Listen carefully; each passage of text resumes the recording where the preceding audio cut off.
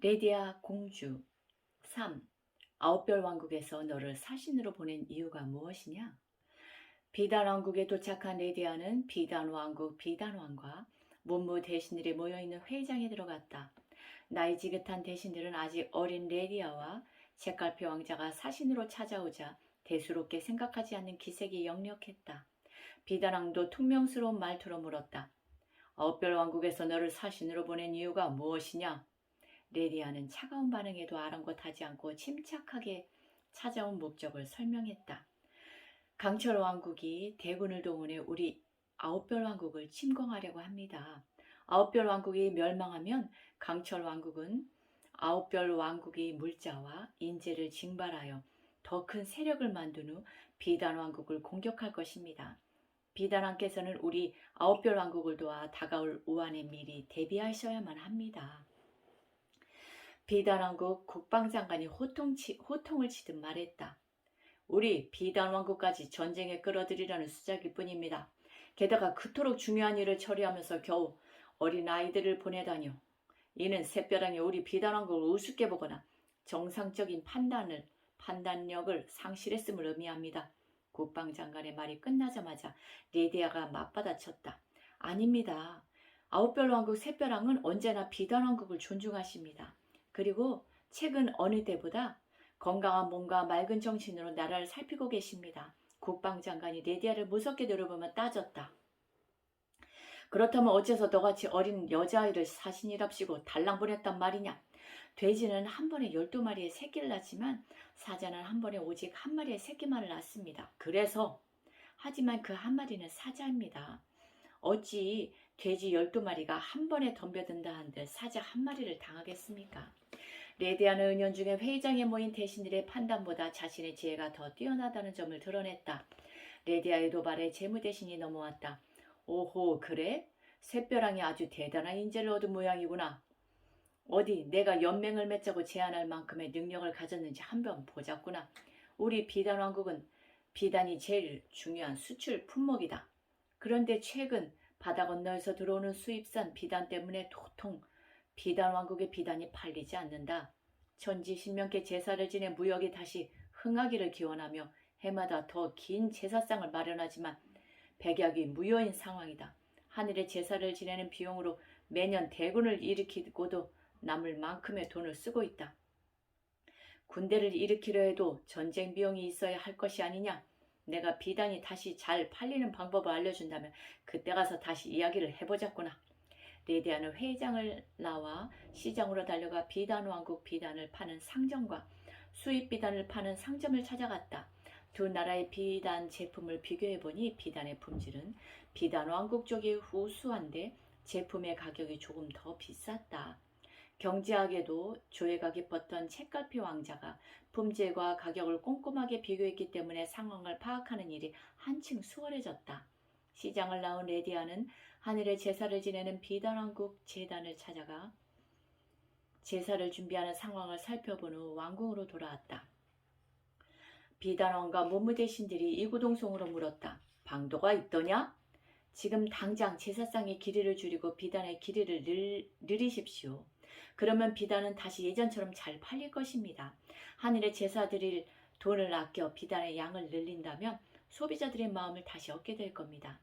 비단왕이 레디아의 말대로 조치하자 비단 판매량이 곧바로 급증했다. 우수한 품질의 비단을 저렴하게 판매하자 국내외에서 주문이 쏟아지기 시작한 것이다. 이제 연맹에 관한 이야기를 시작해도 되겠습니까? 하지만 이번에는 복지 장관이 나섰다.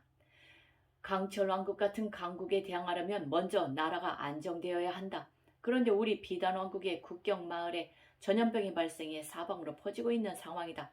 전염병이 온 나라를 덮칠지도 모르는데 어찌 나라 밖의 일에 신경을 쓸 수 있겠느냐?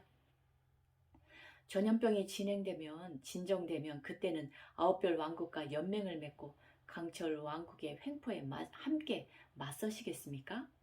그렇게 된다면 그때는 너와 연맹에 관해 진지하게 논의할 것이다. 비단 왕의 말을 들은 레디아가 곧바로 비단 왕국 국경 마을로 떠났다. 레디아가 국경마을에 도착해 살펴보니 무서운 돌림병이 마을 전체를 덮쳐 많은 환자가 병으로 고통받고 있었다. 환자를 치료하는 일만큼 전염병의 뿌리를 뽑아 근본적으로 제거하는 일이 시급한 상황이었다. 레디아는 꼼꼼하게 마을의 환자들을 살펴본 다음 책갈피 왕자와 전염병을 잡는 방법에 대해 논의하였다. 세균을 가장 확실하게 없앨 수 있는 방법은 바로 불이었다. 레디아는 물불 스님에게 배운 의술을 활용해 환자들에게 약을 처방하고 병을 치유하는 파랑새의 노랫소리 뚜루뚜루 자야 무케를 가르쳤다. 그리고 환자들을 옆 마을로 모두 이송시킨 후 망설임 없이 마을 전체에 기름을 붓고 불을 질렀다. 불은 순식간에 마을 전체를 휩쓸었다. 이렇게 되자 마을에 있는 모든 세균들이 불에 타버렸고 전염병은 더 이상 번지지 않았다. 레디아가 지어준 약을 먹고 파랑새의 노래를 열심히 외운 환자들도 옆 마을에서 치료받으며 무서운 병을 이기고 건강을 회복했다. 레디아는 전염병을 없애고 다시 비단왕국 왕궁으로 돌아왔다. 마을 하나를 통째로 불에 태우다니 그 막대한 손실을 네가 감당이라도 할 것이냐? 재무대신이 목청을 높였지만 레디아는 눈 하나 깜짝하지 않았다. 지체하면 전염병을 잡기 위해 비단왕국 전체를 불에 태워야 할 수도 있습니다. 병은 예방하는 것이 최선이요. 예방하지 못했으면 초기에 확실하게 잡는 것이 차선입니다. 저는 막대한 돈을 낭비하는 것이 아니라 가장 적은 돈으로 병의 뿌리를 뽑은 것입니다. 레디아의 말에 재무대신은 꿀먹은 벙어리처럼 입을 다물어야 했다. 비단왕과 비단왕국 문무대신들은 레디아를 난처하게 만들어서 연맹을 포기하고 돌아가게 만들 속셈이었다. 그런데 거절의 명분으로 내세운 난제들을 연달아 해결해버리자 입장이 난처해졌다. 비단왕은 골똘히 생각하다가 레디아에게 수백 장의 차용증을 건네주며 말했다. 이건 왕궁에서 돈을 빌려간 후 갚지 않고 있는 비단왕국 백성들의 차용증이다. 나라에서 가진 방법으로 돈을 받으려 했지만 도무지 갚지를 않는구나. 사실상 돈을 받지 못할 것을 기정사실로 여기고 있는 차용증들인데 만약 내가 이 돈을 받아온다면 나는 맹세코 아홉별 왕국과 연맹을 맺고 강철 왕국과 맞설 것이다. 비단왕은 레디아가 도저히 풀 수 없는 문제를 내준 것이다. 수백 장의 차용증에 적힌 백성들은 돈을 갚으려 해도 아무것도 가진 것이 없어서 못 갚고 있는 사람들이었다. 돈이 없는 사람에게 돈을 받아오는 것은 불가능한 일이었다. 돈이 아니라 그에 상응하는 물건 등으로 받아와도 됩니까? 레디아가 묻자 비단왕이 잠시 생각하더니 대답했다. 그만한 가치가 있는 것이라면 곡식이든 가축이든 보석이든 상관없다. 무엇이든 좋다. 레디아는 비단왕의 속셈을 훤히 꿰뚫어보고 있었지만 왕이 제시한 조건을 수락하고 차용증 수백 장을 들고 왕궁을 나왔다. 레디아는 차용증에 적힌 비단왕국 백성들을 일일이 만나서 그들의 이야기에 귀를 기울였다. 새벽별을 보고 길을 나서 저녁별을 보며 숙소로 돌아오는 날이 여러 날 지나갔다.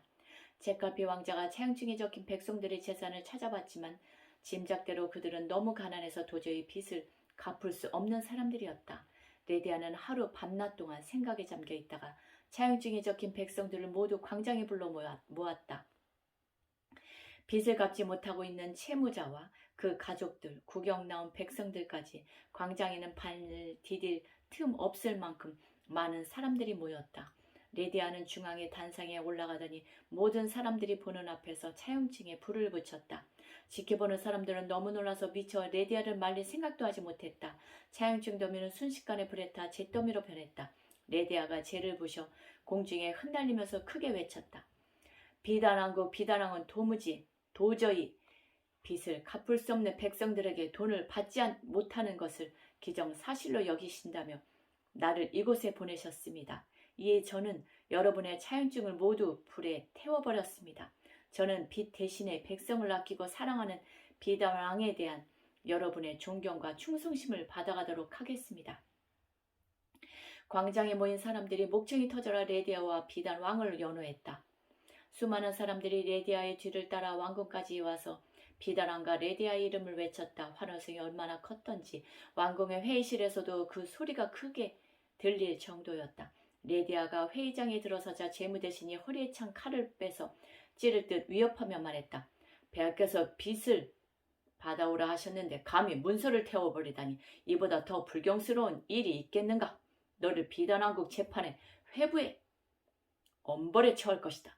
재무 대신이야말로 일국의 사신에게 어찌 이리 무례하게 구십니까? 저는 분명 빚을 받아왔습니다. 무슨 헛소리냐? 재무 대신이 눈꼬리를 올리며 찢어지는 목소리로 고함쳤지만 비다랑이 손을 저어 재무 대신의 왕을 끊었다. 재무 대신은 그쯤 해두시오. 레디아는 분명 나와의 약속을 지켰소. 하지만 폐하, 빈손으로 오지 않았습니까? 아니요. 레디아는 왕에 대한 백성들의 충성심을 가지고 왔소.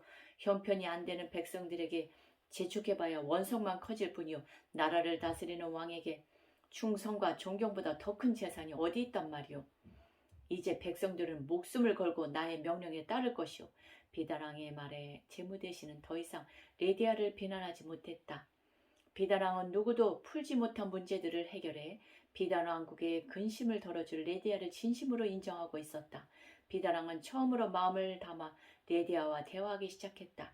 너같이 지혜로운 아이를 발탁한 것을 보니 아홉별 왕국의 국은이 아직 다하지 않은 것이 분명하다. 아홉별 왕국이 망하면 필시 다음은 우리 비단 왕국이 공격받게 될 것이다. 그대는 내가 제시한 과제들을 모두 이행했다. 나 역시 그대와의 약속을 지킬 것이다. 돌아가서 아홉별 왕국, 샛별 왕에게 전하라. 비단 왕국은 아홉별 왕국과 연합하여 강철 왕국에 맞설 것을 맹약한다고 말이다. 레디아는 연맹의 세부 사항을 합의하기 위해 책갈피 왕자를 비단 왕국에 남겨두고 책 왕국으로 먼저 출발했다. 감사합니다.